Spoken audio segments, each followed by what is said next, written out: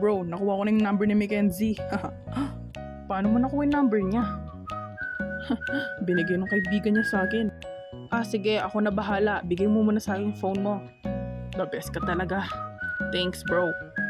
Dapat alamin mo yung mga favorite niyang ginagawa. Ano yan, bro? Sino Cory? Kaka-anime mo yan eh.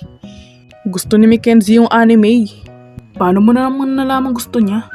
Kasi bro, halata sa profile niya oh. Nanonood pala siya ng anime? Interesting.